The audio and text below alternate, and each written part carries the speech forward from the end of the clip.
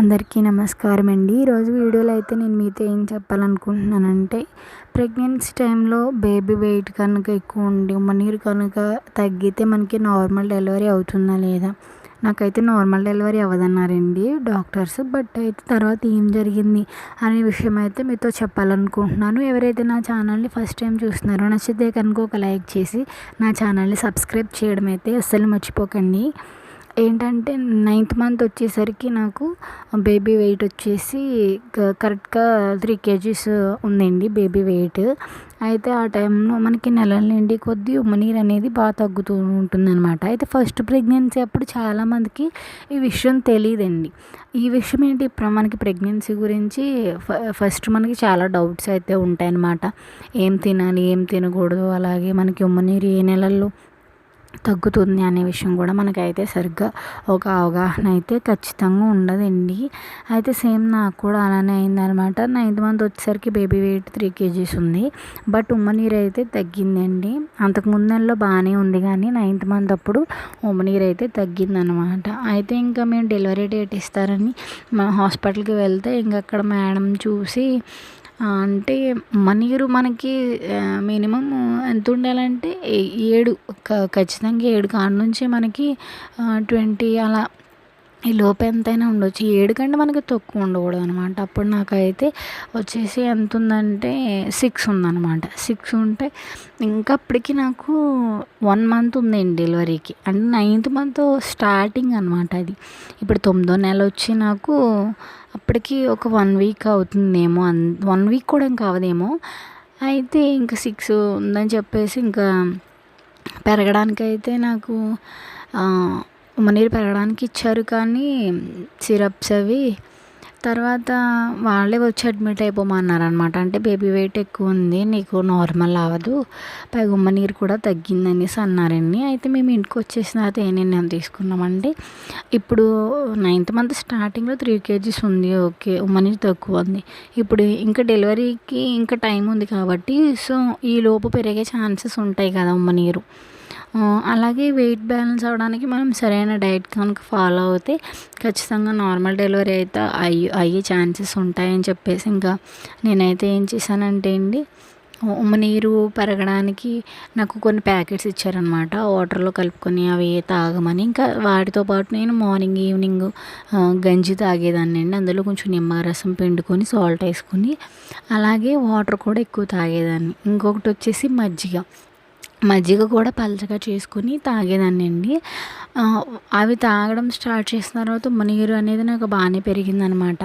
అయితే అంతకుముందు నేను డ్రై ఫ్రూట్స్ బాగా తినేదాన్ని అనమాట, అంటే బేబీ వెయిట్కి మంచిదని చెప్పేసి. అయితే ఈ డ్రై ఫ్రూట్స్ స్వీట్స్ అనేవి మనం బేబీ వెయిట్ ఎక్కువ ఉన్నప్పుడు అవాయిడ్ చేస్తే ఏంటంటే బేబీ వెయిట్ అనేది మనం కంట్రోల్ చేయొచ్చు అనమాట.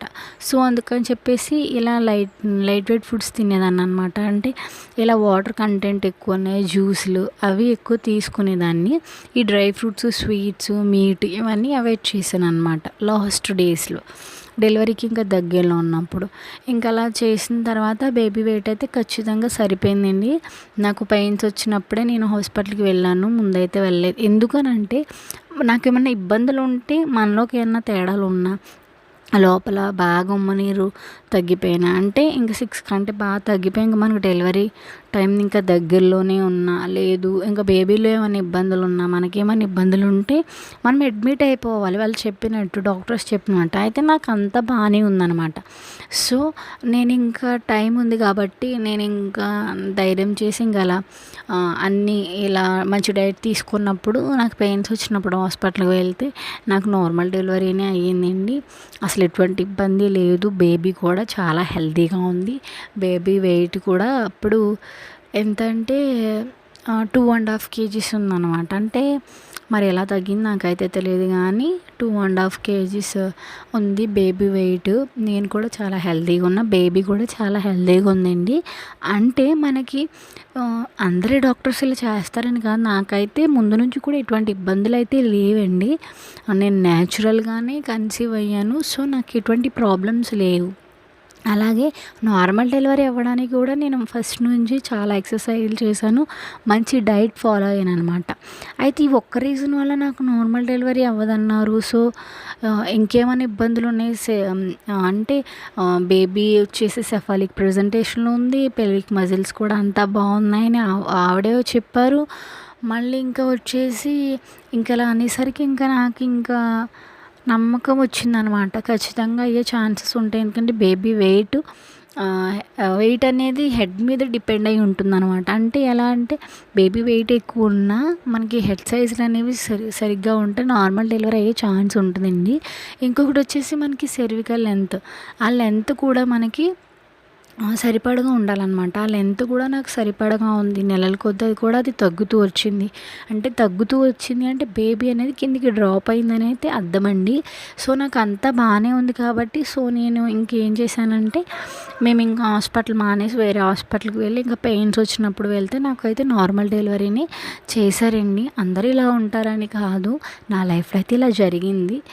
అయితే కనుక మనం ఇలా ఉమ్మనీరు ఇలా బాగా తగ్గినప్పుడు ఇటువంటి డైట్ ఫాలో అయ్యి మనకి హాస్పిటల్ నచ్చకపోతే ఇంకా మనకి ఎక్కడైతే నమ్మకం ఉంటుందో అక్కడికి వెళ్ళి చూపించుకొని వాళ్ళు ఏం చెప్తే అదే చేయడం అయితే చాలా మంచిదనమాట. మేము ఆ తర్వాత వేరే హాస్పిటల్కి వెళ్ళాము, చూపించుకున్నాము.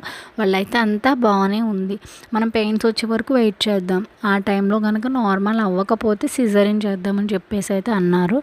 కాబట్టి మనకి ఇక్కడ ఎవరైనా మనం రెగ్యులర్గా వాడే గైనకాలజిస్టులు ఎవరైనా మనకి ఇలా చెప్తున్నారు ఏంటి అనిపించినప్పుడు మనం సొంత నిర్ణయాలు తీసుకోకుండా వేరే హాస్పిటల్కి వెళ్ళి అక్కడ కూడా చూపించుకొని వాళ్ళు కూడా సేమ్ అదే చెప్తే వాళ్ళు చెప్పించేయడం బెటర్ అండి. బట్ నాకైతే వేరే హాస్పిటల్కి వెళ్ళినప్పుడు ఇలా చెప్పలేదనమాట.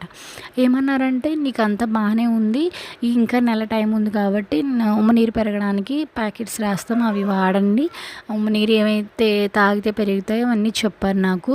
అవన్నీ ఫాలో అయిన తర్వాత పెయిన్స్ వచ్చే వరకు చూడమన్నారు. పెయిన్స్ వచ్చిన తర్వాతే నన్ను హాస్పిటల్కి అయితే రమ్మన్నారండి. ఎందుకంటే బేబీ కండిషన్, నా కండిషన్ అంతా బాగానే ఉంది కాబట్టి. ఈ వీడియో అయితే మీకు హెల్ప్ అవుతుందని నేను అనుకుంటున్నాను. ఇంకెవరైతే నా ఛానల్ని సబ్స్క్రైబ్ చేసుకోలేదో దయచేసి సబ్స్క్రైబ్ చేయడం అయితే అస్సలు మర్చిపోకండి. Thank you for watching.